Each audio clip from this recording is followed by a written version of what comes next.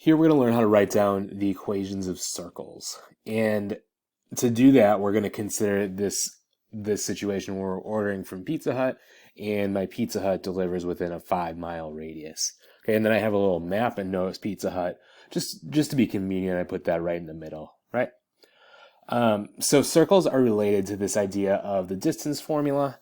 And we're going to start out just by using the distance formula, answer a few questions, and then we're going to write down a more general equation for this situation.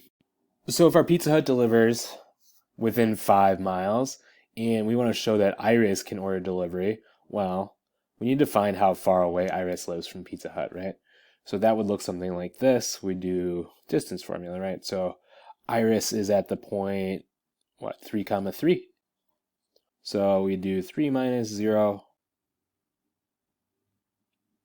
and then 3 minus 0 again. And when we simplify that, we get square root of 18. And I'm going to write that as a decimal so we can compare it to our delivery radius here in miles. So that is good. Iris can order delivery. Kamira, unfortunately, cannot. Kamira is at -5 and then 2, 2. And we can again do the same thing. And we get square root of 29. And already I know that's bigger. Here I can be smart. If we want our radius to be 5, well, 5 squared is 25. So square root of 29 is bigger than the square root of 25, right? So that's a no for Kamira. And we could write that as a decimal to check. Yeah, we get 5.385 miles. Okay. And then who lives just at the edge of the delivery zone? Well, we have Leo here at 0, -5. And I could prove it using distance formula, but really we can count, right? 2, 3, 4, 5 for Leo. So Leo is exactly 5 miles away. And then it asks us to write a formula for the set of all points that are on the edge of the delivery zone. For the set of all points that are on the edge of the delivery zone. So we know Leo is 1, but there's actually quite a few others, right? And here, this is the hardest question. But let's think about what I did, right? So in each of my questions here, I did an X and a Y. X and a Y, right? So really, we're doing X minus 0 squared plus Y minus 0 squared, and 0, 0, of course, is the coordinates of our Pizza Hut. Taking the square root of all that. And if we want the points to be just on the edge, well, we need that square root to be 5 miles, right?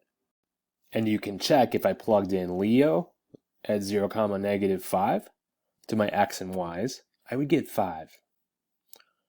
Now, just for convenience's sake, I'm going to rewrite this. So I'm going to square both sides and just get rid of my zeros. So I get X squared plus Y squared equals 25. And that's just a much nicer, less ugly way to represent this equation. So we'll come back to this Pizza Hut example here in a second, because notice what I've just come up with now. This equation here from my distance formula is awfully similar to this equation here as an example of my circle equations. So I'm going to draw the graph of this circle for you. And there it is. And try to make your graph look as close to mine as possible, because that'll be helpful in your notes. This is called the unit circle, right? We've seen this before. This is the circle we studied all throughout the trig unit. It's a circle with radius 1. And notice that 1 shows up in the equation. All right, and then I'm going to draw now the second equation for you. And notice we've changed it quite a bit. We've changed the 1 and we've added in the 2 and the 3 here. So notice I end up with a bigger circle and it's shifted up and to the left. And my center here, now my center is different. My center is this point, -2, right, is my center. And notice my radius is now 2. My unit circle had my center at 0, 0, and a radius of 1. So we're starting to see maybe a little bit how the equation of the circle is related to its graph. In fact, we have what is a y equals mx plus b